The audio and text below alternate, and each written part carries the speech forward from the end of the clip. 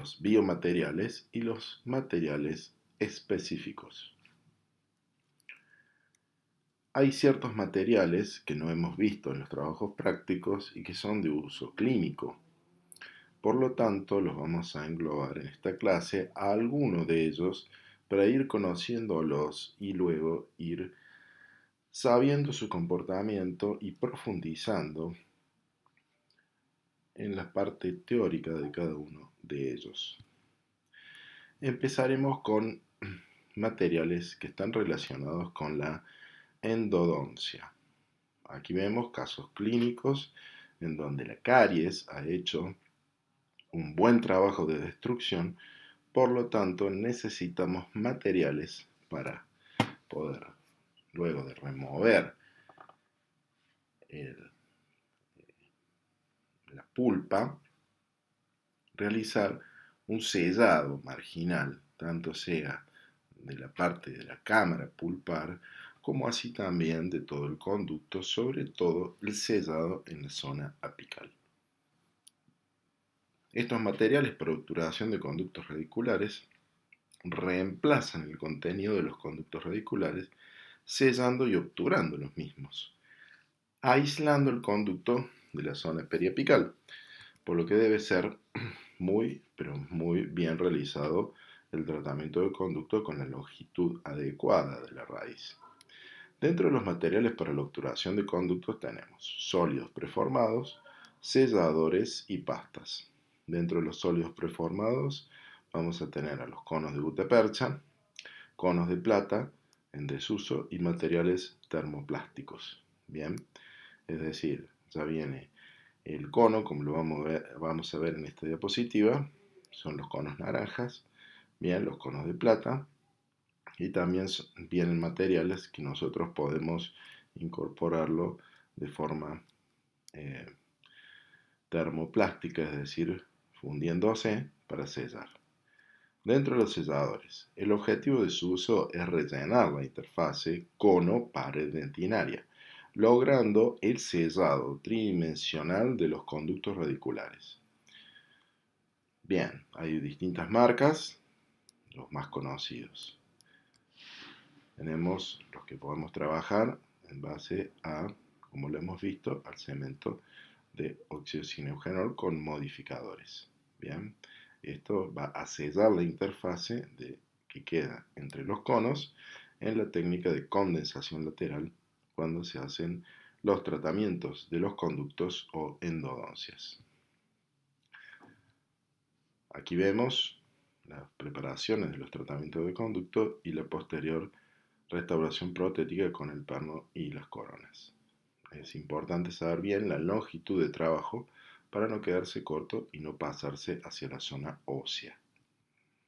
Otros tratamientos de conducto en donde recuperamos el remanente para posteriormente hacer un nexo en cera y hacer nuestro perno pilar para luego alojar la restauración coronaria y así recuperar la raíz.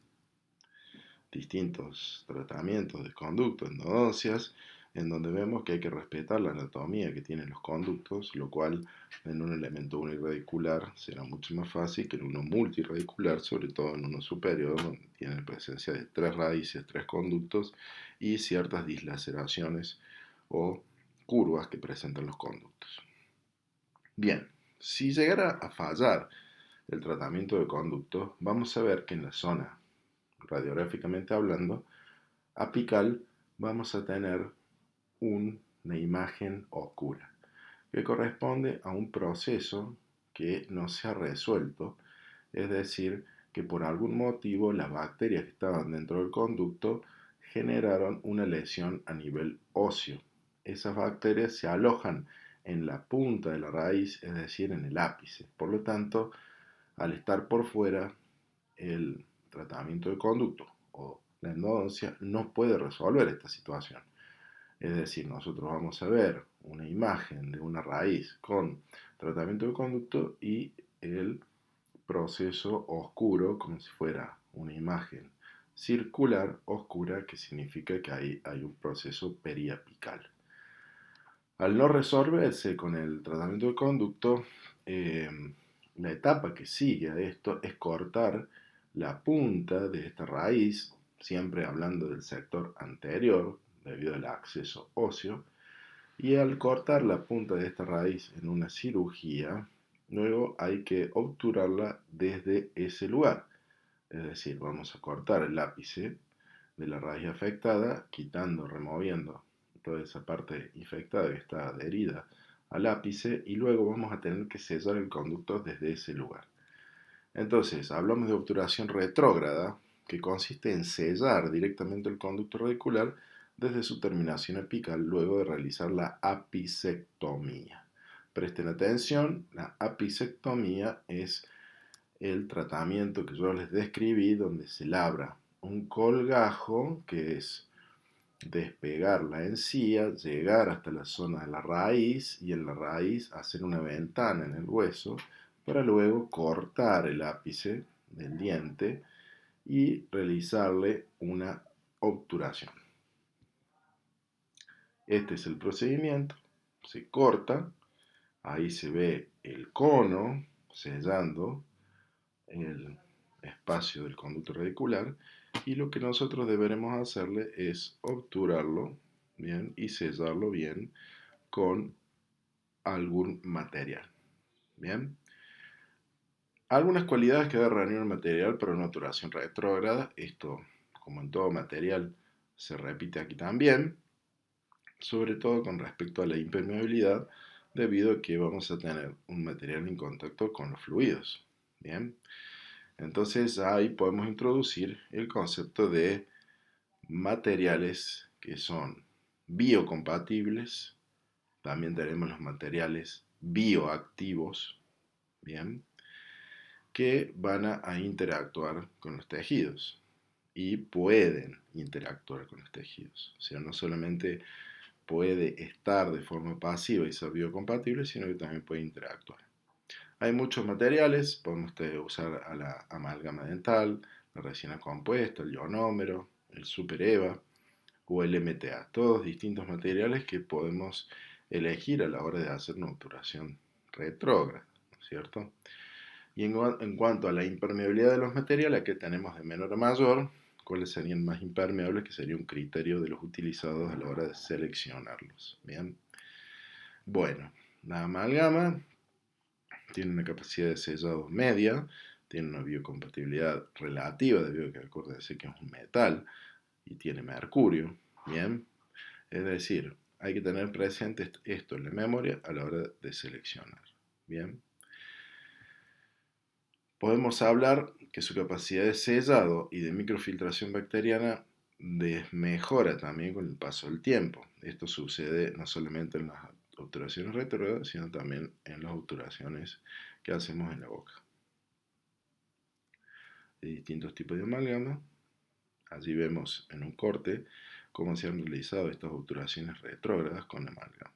Bien, lo vemos radiográficamente y observen todas esas esquirlas que podemos llamarle, esos restos que quedan cuando se hace la cirugía y hacemos la obturación retrógrada con amalgama, quedan restos por debajo del colgajo que salen en la radiografía.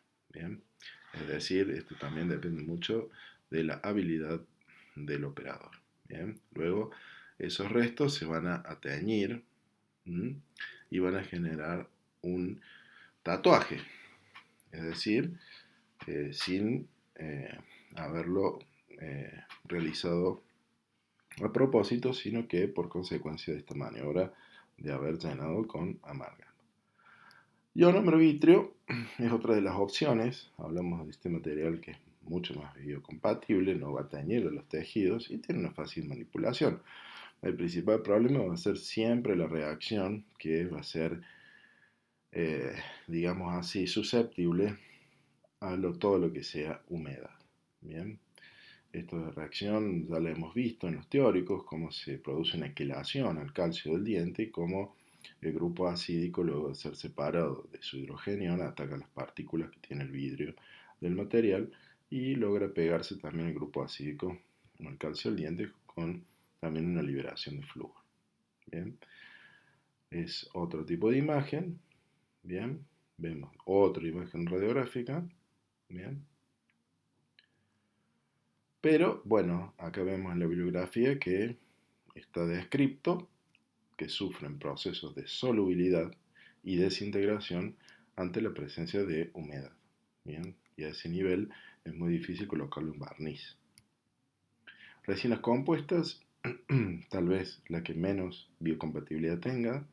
Acuérdense que estos materiales son orgánicos, bien, es decir, que su composición química termina derivando del petróleo, bien, entonces tenemos que, en cuanto a técnica, es muy sensible para lograr un sellado de ese nivel con un grabado ácido, con un adhesivo, bien, pero una vez realizada una buena técnica, tenemos varias ventajas, ¿sí?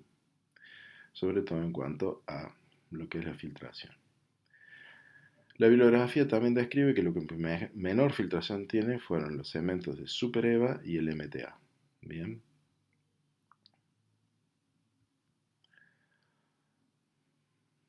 Esta técnica se realiza en la misma cirugía donde se hace una ventana, se labra una cavidad y en esa cavidad se hace la obturación retrógrada luego de haber seccionado el ápice de la pieza afectada. Bien. En el MTA ya tenemos una excelente biocompatibilidad. Es uno de los cementos que son elegidos para la obturación retrógrada. Bien, y lo podemos usar perfectamente. Vemos una imagen radiográfica correspondiente a esto.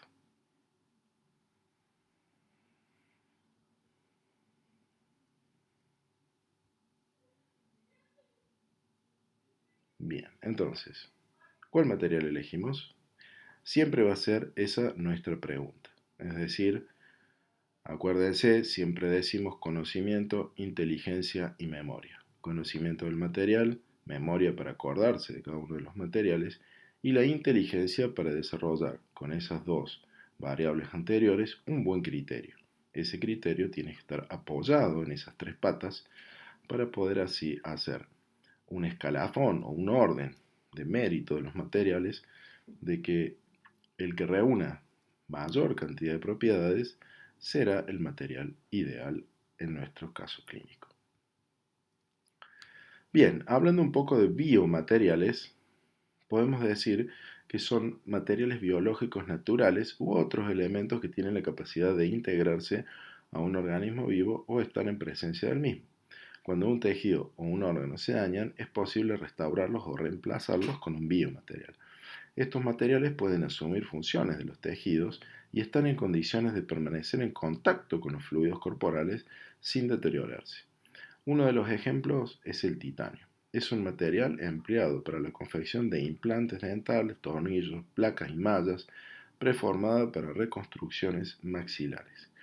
Este es uno de las vedettes de la odontología junto a la adhesión, ya que antes y después generaron un punto de inflexión con su aparición, su descubrimiento por el doctor Branemark, quien estaba experimentando con unos tornillos en una experiencia en Cannes y vio y observó lo que sucedía. El titanio tiene esta propiedad principal de óseo integrarse. Es decir, es un metal que tiene la posibilidad de pegarse directamente al hueso en su cicatrización. Por ello se crearon implantes dentales que son los que reemplazan a las raíces. Entonces, se pueden unir al hueso sin interposición de ningún tejido. Bien, entonces crean una conexión de hueso-titanio de forma directa. Luego podemos hablar también un poco de los injertos, es decir, cuando falta algún tejido, ya sea blando o tejido duro, tenemos distintas alternativas.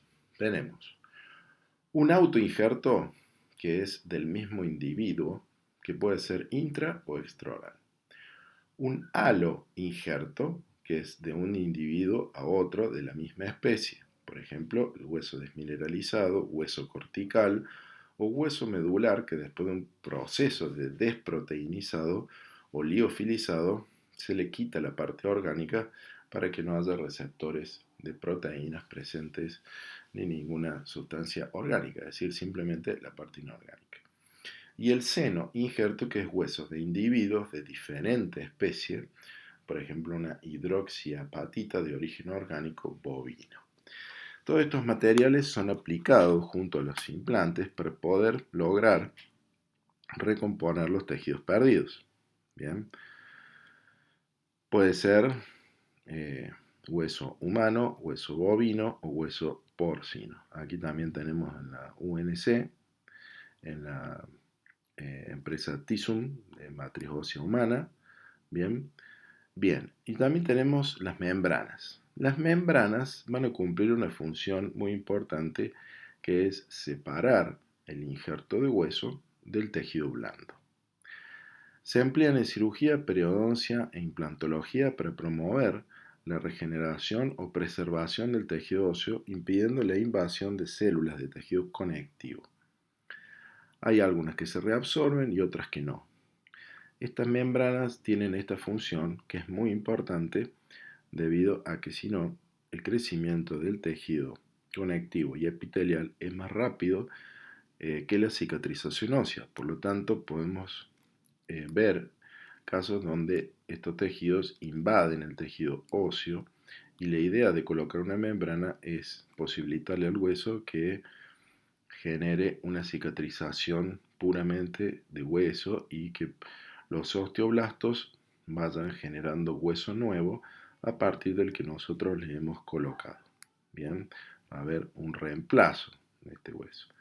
Estas membranas se presentan de acuerdo a diferentes medidas y nosotros las podemos cortar.